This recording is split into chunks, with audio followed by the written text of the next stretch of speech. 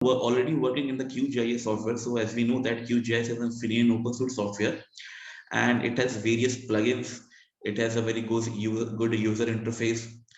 So if you want to do some traditional or some one or two tasks in the GIS, the QGIS is a very good platform. But if your work or if your company or if your resources required some automation, what we can say, that that may not be fulfilled by those traditional QGIS approach, then QGIS provide us the techniques in order to automate or customize according to your own use. Okay, so I just present some few slides, like 5 to 7 slides, in which I will tell you just why the automation and customization, what are this, and how it is important for any GIS user. And after that, I'll give you a small demonstration of using Python in QGIS and how you can, what we can say, use in your own domain. So this is just a small webinar. This is not the wholesome training. So I'm just going to give you a small demonstration about that. So let's start.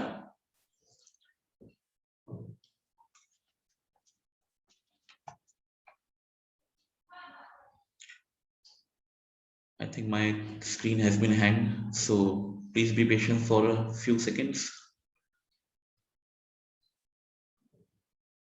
Okay.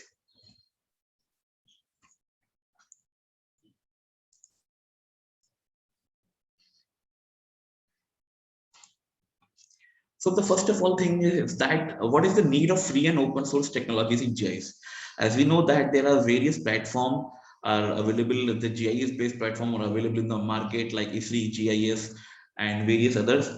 But as we know that those who are coming from the education background or the government background or maybe the commercial purpose, one of the main target in all these institutions is to reduce the cost, because the one license of Isri ArcGIS is costing about more than 14 lakh rupees, and if you want to customize that particular software, it will cost you more than 2 or 3 or maybe n number of lakhs.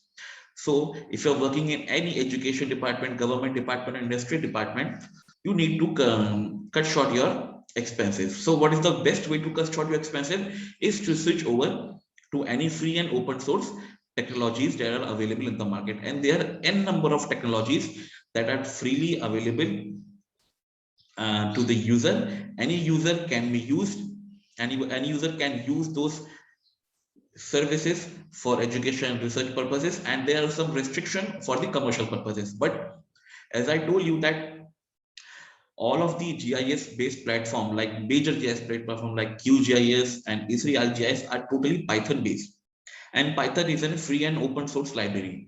So if you are well acquainted with the Python, either you are working in the commercial sector or research sector, you are free to do you are free to use anything according to your own need. So what are the advantages of this free and open source technologies? Like, it lowered the access cost to the geospatial software for education, government, and industry. Secondly, it enhanced the research and teaching in the geospatial science and technologies. Suppose if you are studying in a college like agriculture or civil engineering or any forestry college, so basically, if we are going to work on the license-based software, we are able to, the big institution are only able to purchase only maybe 1 or 2 license at a time. So if you want to do a project on a group basis, you cannot do on a simultaneously, because a single license can run over a single PC at a single time. So at that point of time, the research and the teaching works will lag behind. That if you want to learn anything in a group, you cannot do. But with the help of free and open source domain, it will automatically enhance the research and the teaching in the geospatial area. The research and the development of spatial data infrastructure and need for transparency, accessibility, and long-term sustainability. So it is not only about the geospatial science and geospatial software, but also about the geospatial data set. As we can see that in nearly 3 to 4 years, we have seen those who are working in the geospatial domain, we have seen that most of the organization, the private players, the government players, has availed their data sets related to water resources, forestry, or any other thing to the common public, like if anyone is freely open to use. So why they have done that? So they have done that because the open source market is actually emerging. So if the open source software is also emerging, so we need the data set also. So it is a parallel thing that the not only the software but also the data set is also availing to the public, which is totally free and open source. And lastly, it creates the healthy competition from proprietary software.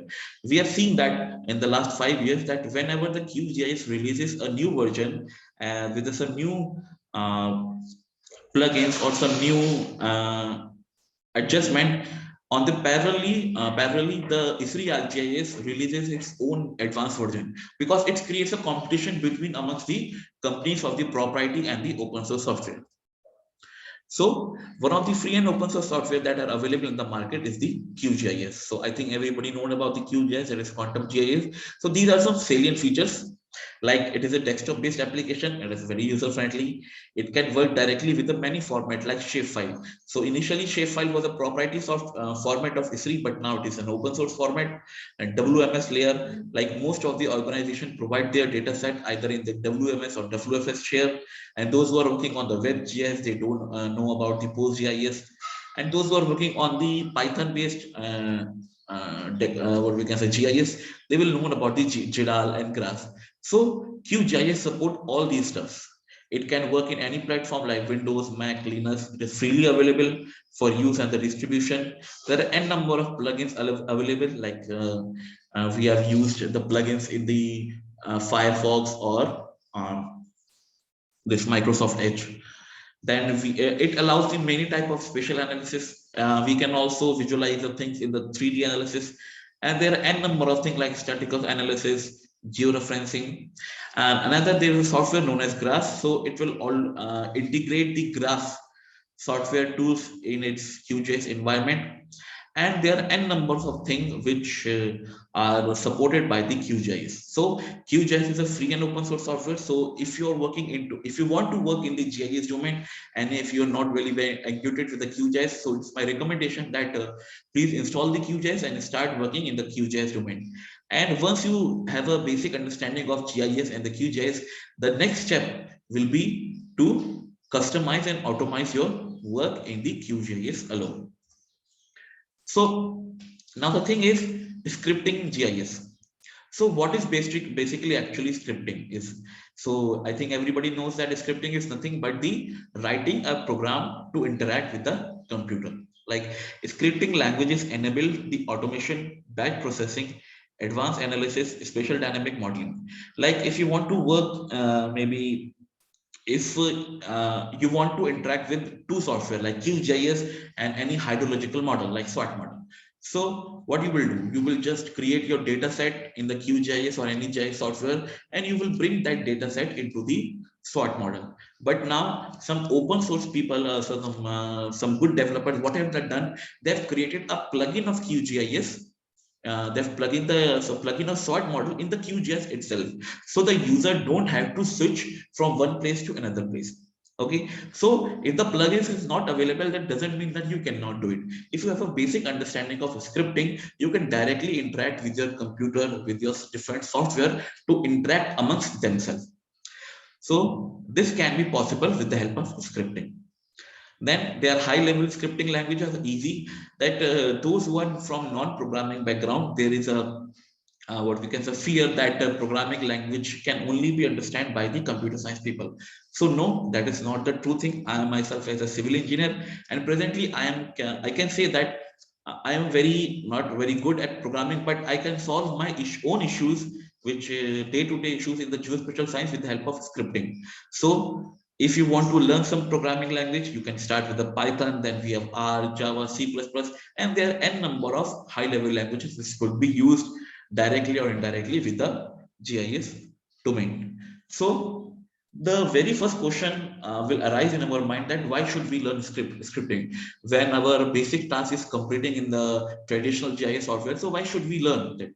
Why do we take lots of trouble and pain to learn this thing? So the scripting will provide you the automation. So automation can save your time. Suppose if you want to perform a task over 100 of files, thousand of file or maybe 10 files. If you want to clip an image, like 10 images. So if you don't know the scripting, you have to perform those tasks repeatedly 10 times or maybe 100 times. But if you know the scripting with a very few knowledge of scripting and with a few lines of code, you can able to perform those like clipping of maybe 100 and 1000 of files within a few fractions of minutes. Now the script keeps things consistent.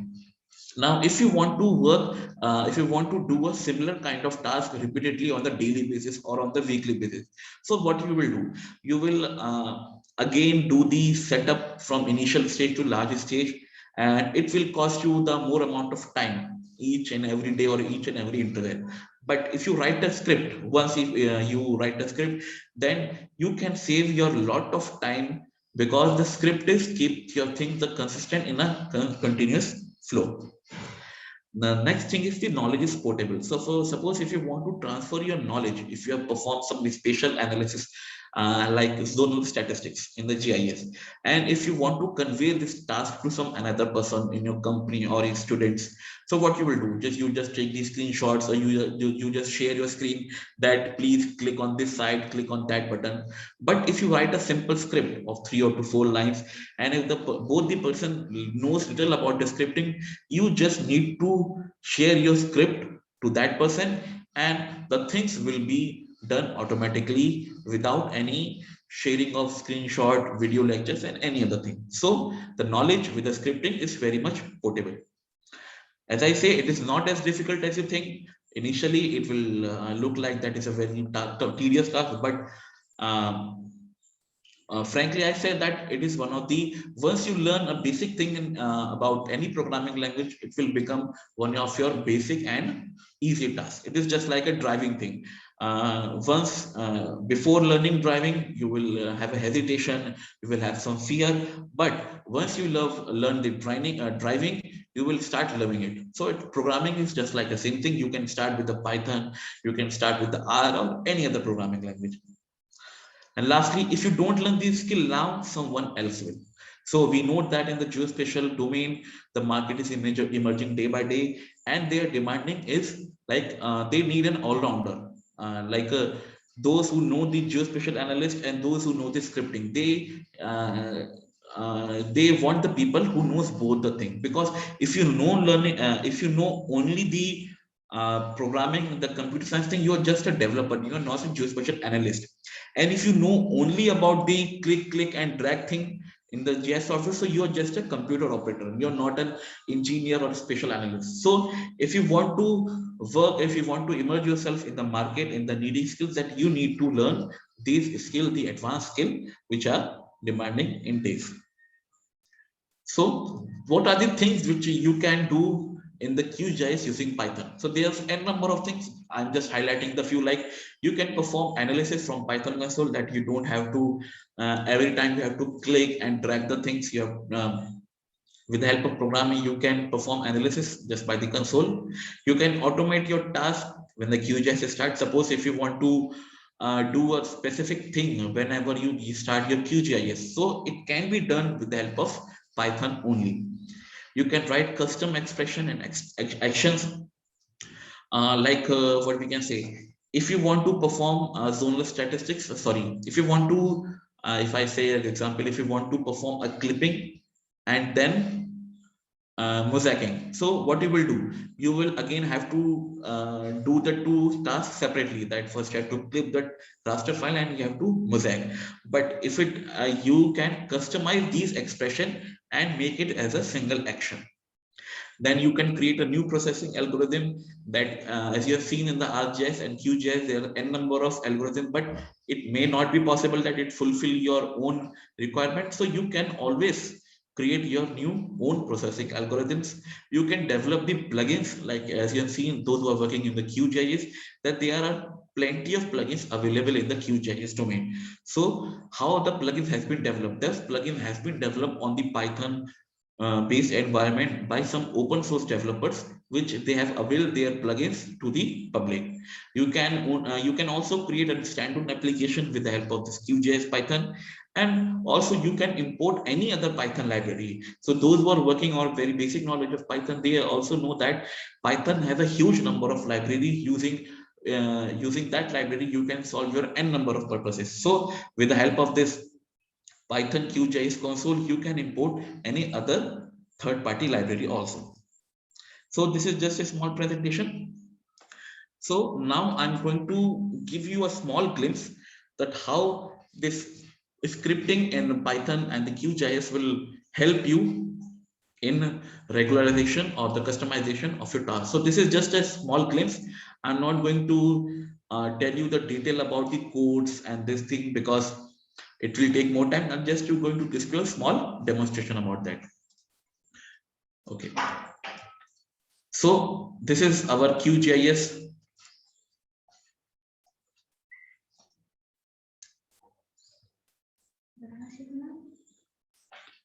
So wait a minute.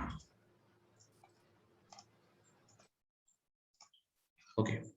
So this is my QGIS window. As you can see that there is a in the toolbar there is a thing called plugin. Okay. In the plugin there we have Python console.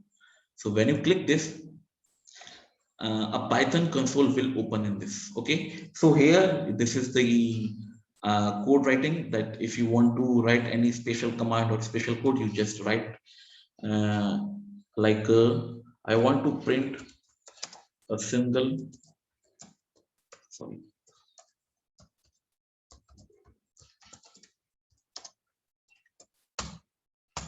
so here you can perform your scripting here. But if you want to write any lengthy code, you can write in this. There is an option that is known as show editor. So if you click this, editor will open up. So here you can write your long-term scripts, which may take thousands of lines, hundreds of lines, and you can directly click on this command and it will automatically run all these codes. And this console will print out the outputs of this Python script. So this is the with this help of this, I just clear the console. So what are the basic things you can do with the help of this Python console? As you can see that it has written the use iFace to access the QGIS API interface, or type help iFace for more information. So iFace is a what we can say a method through which you can access the QGIS API, and you can perform any number of tasks to open, to close, or any number of things in the QGIS. So what are the things are available in this iFace? You can just directly write here, help iFace. And if you can see that there are n number of things are available which you can use in your day-to-day task. So initially you won't be able to understand that what are these useful, it may be useful for you or not. So what are the initial things can be done by you? Like, first of all, I just want to open a shapefile. So how will I open it? In a traditional approach, I just go to layer, add vector layer. Okay. So I've created a shapefile for this small demonstration.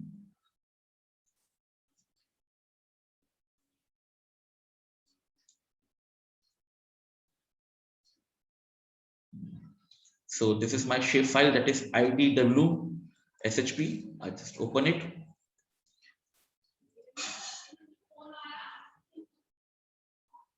I just copy the path because I will later be going to use it. I just click add. Actually, my PC is hanging a little bit, so it may taking some few minutes.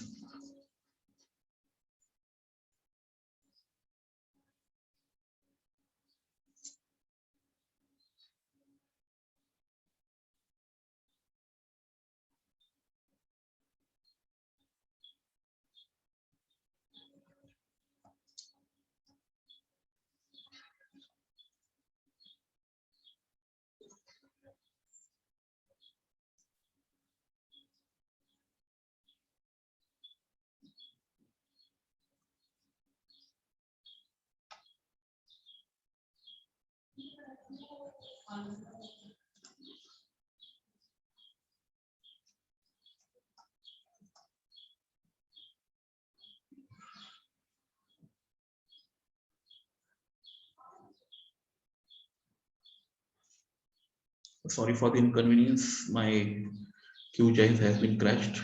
I just open it again.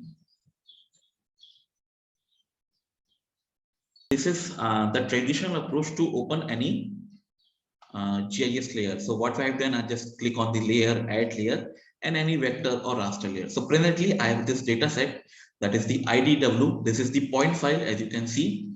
And what is this point file denote? This is the point file of all over India with the distance of 25 kilometer square. And if I see the attribute table, I can see this one column is latitude, longitude. There's one column of 2011, 12, 13, 14. So this data denotes the rainfall, the annual rainfall of this particular year of this particular grid point. So there are approximately 4,600 grid point in this shapefile.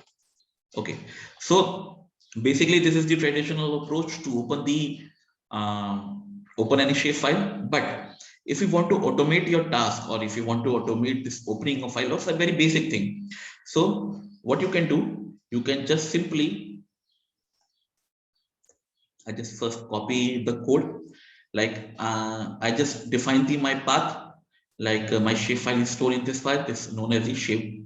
And in order to open the layer, as I say that there's this tool known as iFace. So what I will do, I just type iFace dot, and after clicking the dot, you can see that n number of suggestions are here, like to open, to close, to zoom. So if you want to add any vector layer, so I just click on a double D. Here you can see that add has also many other number of Python classes and methods. If I want to add vector, I just type V, capital V. So here you can see this add vector layer. So if you use the iFace dot add vector layer and the vector path, that means this file iFace dot add vector layer, the shape file is nothing but the path, OGR is nothing but the basic open space geospatial command. So I just want to give this name IDW file. This is just for the visualization purpose. So I just click run.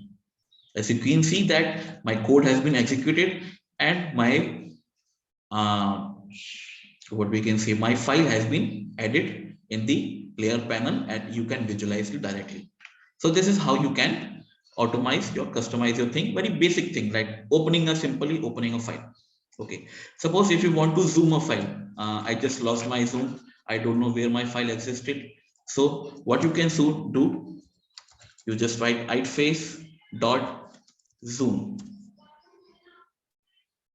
Okay, so you just write zoom full, FULL, and in that you just write the file name, that is V layer, because the variable has been declared with the V layer. I just click, oh sorry,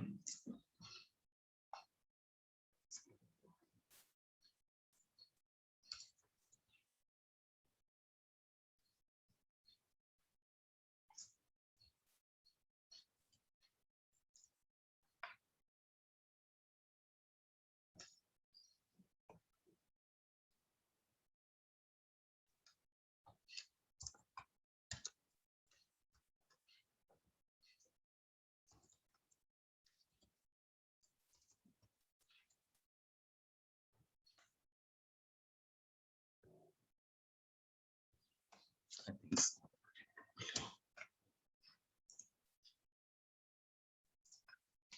so. This is how you can actually open any vector layer. Or if you want to do some another thing, like if you want to see the attribute table, just type show attribute table, and in the bracket you just give the V layer, because V layer is the variable name of our file. Just click, so you can visualize your this attribute table with the help of Python console. So these are just the example I have quoting here, just to make you understand that all the tasks which we will perform with the help of clicking and dragging, all those tasks can be done with the help of Python console. So once you written a script of do any particular task, you don't have to repeat it again and again. And this is not only just about the interaction with the QGIS software, but about the processing techniques can also be done with the help of Python console. Like I'll just give you a small code of to calculate the distance between 2 points. Okay, so I'm just clicking here, just clear this console. We want to calculate the distance between the 2 points, and those 2 points are Mumbai and Delhi, and the latitude and longitude of Mumbai and Delhi are written here. And here we have used this QGIS distance area. So in the QGIS documentation, you have to read that what kind of classes or what kind of method you want to use in order to complete your particular task. So what I have done, I've just defined this QGIS distance area method in the variable name A, and I've set this ellipsoid, and I just click run, and I can see this. The distance between the Delhi and the Mumbai is 1139 kilometers. So this is the aerial distance. And if you want to check manually what is the method, I just open the Google map, and with the help of Google map, you can check the distance between. In order to check the distance, I just click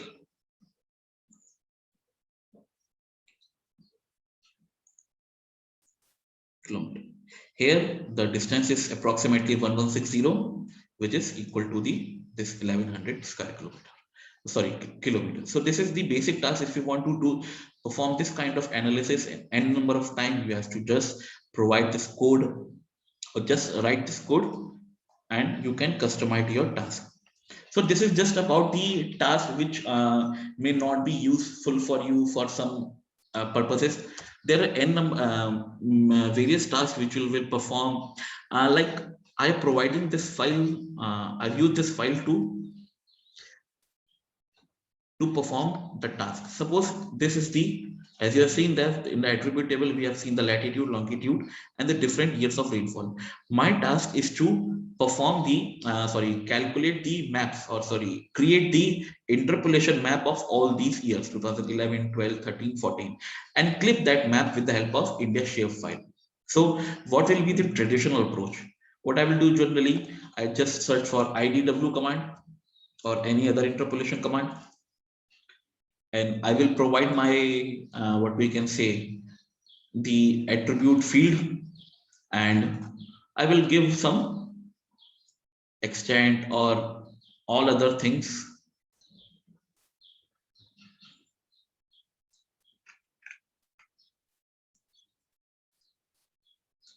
and I just want to give like a pixel size and give the output path. So presently it is just temporary file, and click run. So it will take some few times, and it will create your IDW map. But okay, so this map has been created. So if you want to make this IDW map or the interpolation map of all these columns, so what you have to do? Traditionally, we have to apply this kind of algorithm each and every time. Suppose these are just 4 columns, so you can perform easily, maybe 10 to 20 minutes will take you. But suppose if you have 100 of columns, like 100 of years of data, so what you will do? Either you can just go to the batch processing file, because QGIS also provide this run as batch process. But here also you will require to enter the details individually if the details are not very common. Okay, and the interface of this kind of batch processing may be quite not look comfortable for those who are working new with the GIS. So the solution to that problem is the Python programming language. How to do that? I just written the code, and I just copy the code and show you, and click on. As you can see that this is my folder.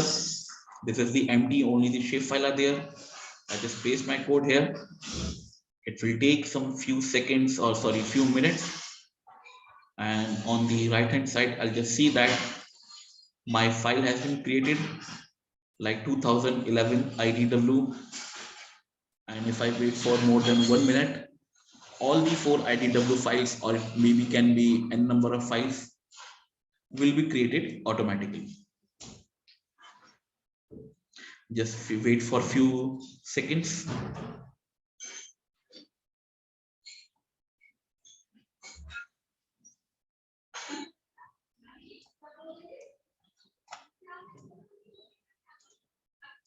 Sorry, that's been crashed. Sorry again. Folder, the various 4 TIFF file has been created, that is 2011 underscore IDW 2012 underscore IDW, and I can open this shift raster file.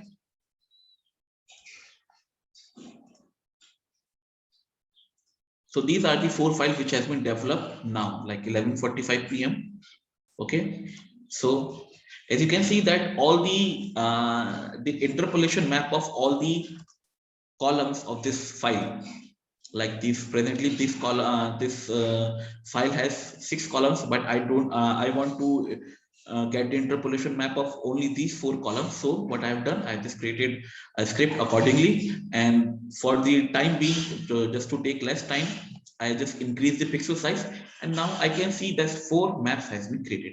Okay, so if you want to do this task with a traditional approach, here the Pythons come in advantages, because it will ease your task. It will what we can say, it will reduce your effort and time of doing the similar kind of thing.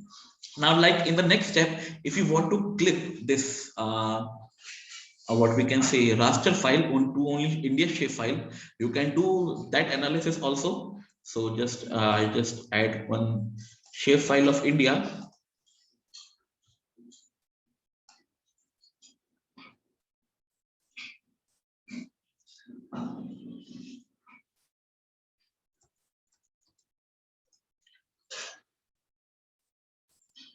So this is the shape file of India. Okay, if you want to clip this raster, so what you will do, the traditional approach will tell you to go to the raster, extraction, clip by mask layer, and you will perform this task 4 times.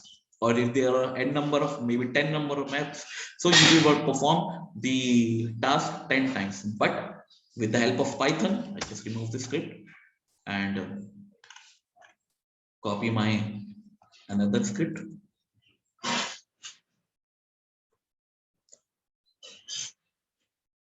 And I just run it. So I just open this file. That clipped file has also been created with only few fraction of seconds.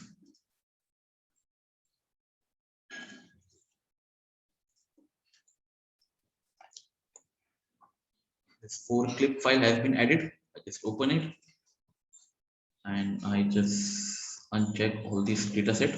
And as you can see that, so you can, because the pixel size is not very good, that's why it's looking like this. But the task which will going to take more than 5 to 10 minutes has been done within maybe 1 or 2 minutes. So this is the advantage of using Python in the QGIS, or maybe standalone Python language.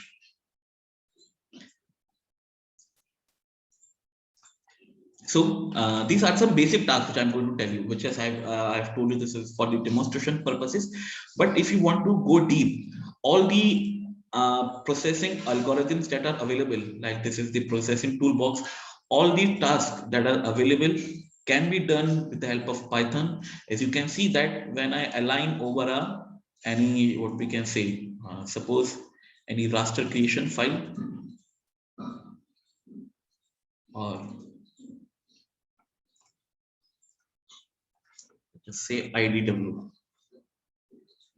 Here you can see the pop-up has been cut like algorithm ID QGIS column IDW interpolation. So these are the, what we can say, algorithm ID which are using some JIDA library or some PyQGIS library with the help of Python to complete your work.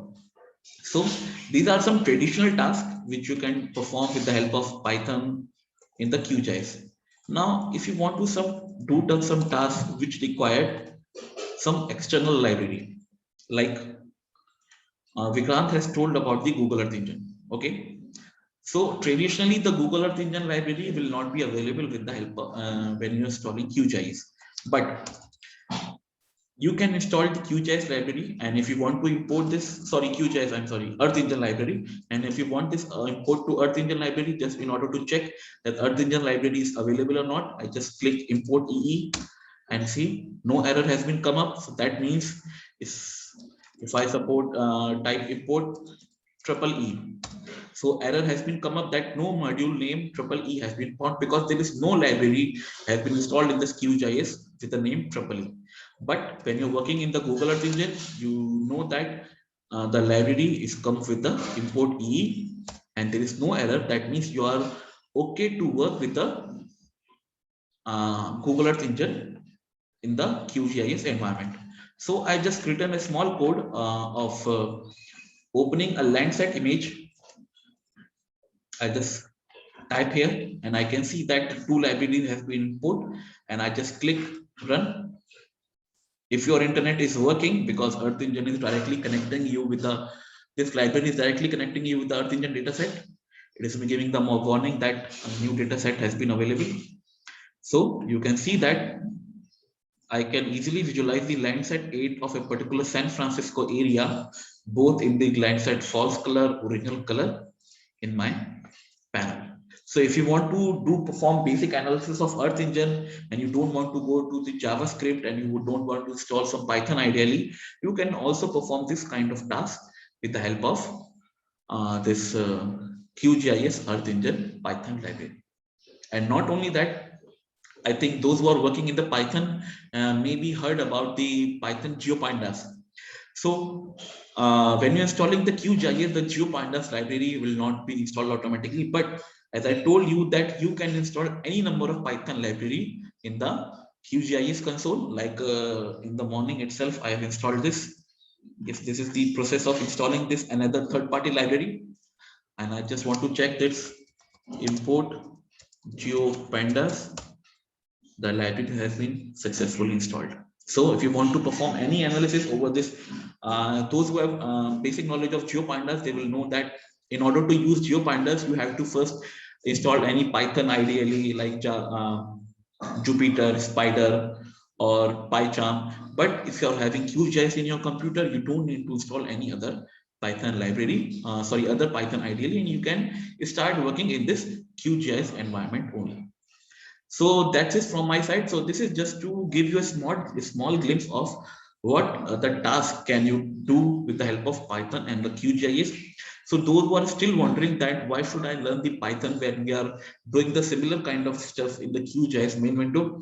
So in order to enhance your knowledge, in order to ease your task, you can learn Python. And if you don't want to learn, the traditional approach is also helping you to perform those similar tasks.